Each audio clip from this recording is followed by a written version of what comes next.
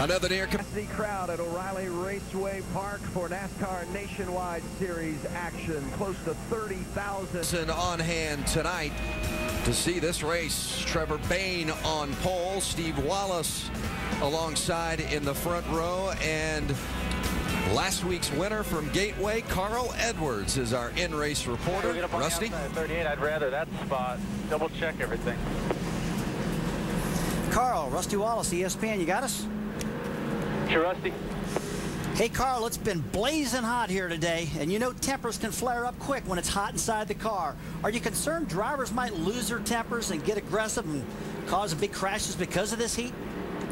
Now, why would you ask me that, Rusty? What would I know about any of that?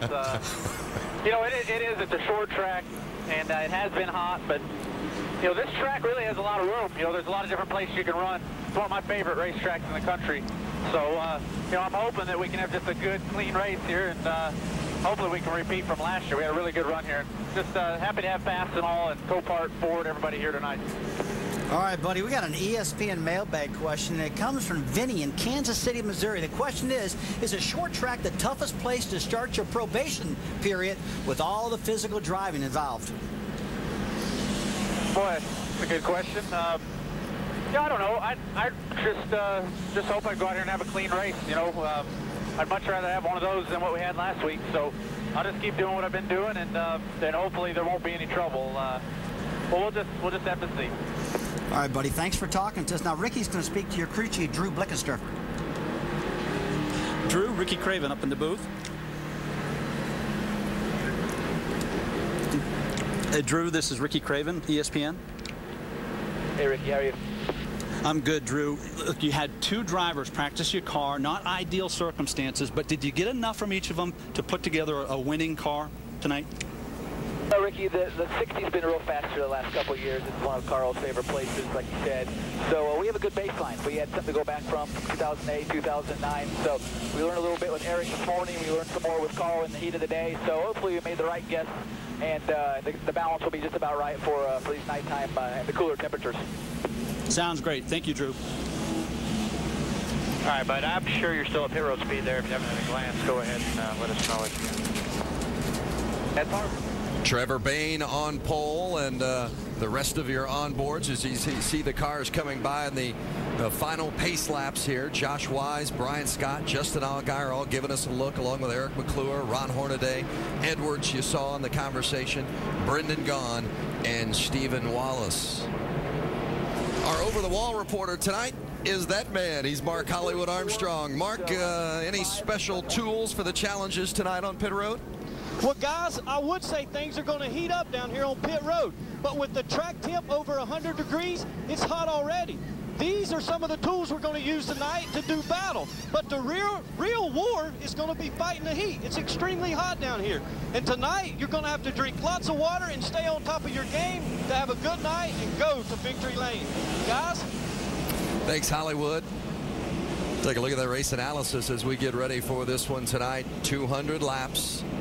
Pit road speed 35 miles per hour. There's a look at the pit road window. It's not just a short track, it's a flat one.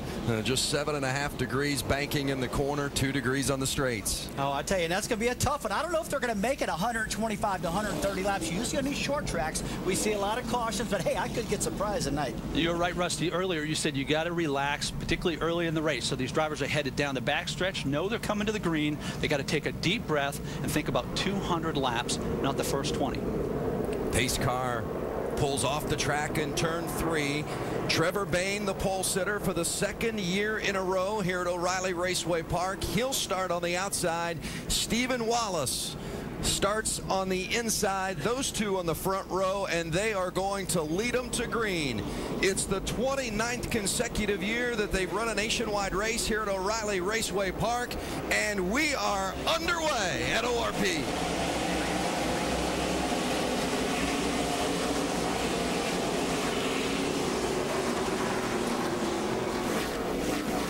Boy, pretty clean start so far. Look at Jason Leffler's car, guys. A lot of damage. It's destroyed already. First corner, and it looks like we had a pileup on Leffler's 38 car. Just a reaction situation where he got collected. The restart scrambled, mid-pack on. and he suffered for it. Leffler staying on the track. I'm wondering how his vision is at this point as he's trying to maybe find a way off track. As you see Trevor Bayne still leading the way as it's started to filter out a little bit with Stephen Wallace charging here in the early laps. Yeah, pretty good start except for Jason Leffler. I mean, we got a feel for him. He's had a lot of problems this year, but he's had fast cars all year long. And Vince, to start the race and wipe this car out in the first corner has got to be an unbelievable feeling for Jason and this entire team. At a track where he has had success, to add insult to injury. And it looks like the 12's got some damage on the front end. The 20 of Matt DiBenedetto has some as well. So seeing on the replay here, they just stacked them up on the outside. Keselowski got in that as well, your points leader. So significant damage to the 38 of Leffler. We can see that's going to likely end any chances or hopes he had of winning. But some other drivers, including the points leader, Brad Keselowski, with some damage to their cars. You know, you can only see that car in front of you. You can't see the car in front of it and in front of it. So your reference is really narrow on the restarts or the initial start. Okay, the guy got out of it with not much damage as Brad Keselowski. I mean, his car don't see much damage.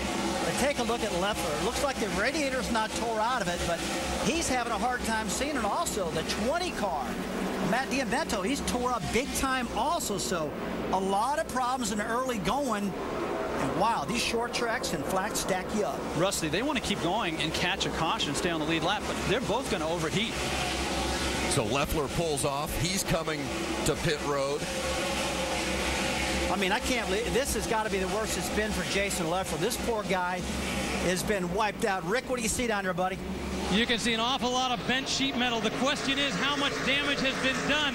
Crews waving up into the top, saying it looks like it's too much damage to repair out here on pit road. And remember, they don't have the normal garage setup like they normally have in the back. As a result, they're going to have to go back into the center, but not where their transporter is, not with all their spare parts. Yeah, because this track is such a small track, the transporters, the haulers have to park outside the racetrack. So teams cannot go to the haulers to get parts to repair the cars. You see Edwards in the middle there, and there's Keselowski right on the bumper of Carl Edwards. Oh, boy, Keselowski almost hits the left rear of Carl Edwards and clears him barely. Keselowski used really good judgment there, Rusty. He did not push the issue. He backed out. Only 8 laps into the race. That was the smart thing to do. I'm taking a look at Keselowski's car, Ricky. Looks like he's got some damage on the left rear corner. I don't think anything is going to affect the car, but he's definitely got that quarter panel tore up just a little bit. And here's a situation where the 22 car is better than the 2 cars in front of it, but you've got to use some sense and you got to use your experience and pull back the reins and say, I got to wait. I cannot push the issue. Well, the probation issue front and center right away as we have Keselowski and Carl Edwards, the 2 guys that got into it last week at Gateway, both put on probation, and they're running bumper to bumper right out of the gate. Yeah, Joe Ballard told us today, these guys, he expects them to give each other a little bit more room than they normally do. And right now, it looks like they kind of test each other's patience one more time. They're separating themselves now. But, man, already the tempers are getting up. And remember, folks, it is blistering hot here at ORP tonight, almost 97 degrees. So Keselowski, as you see the work on the Matt DiBenedetto JGR car, the Joe Gibbs car on the left side of your screen. Keselowski trying to get around Reed Sorensen and Colin Brown on the right side of your screen so he can try to close the gap on Carl Edwards. Now, Trevor Bayne, your pole sitter, still in the lead. Stephen Wallace is still in second, so nothing has changed up at the front. Let's go down to Mike Massaro and check on the 20 at DiBenedetto.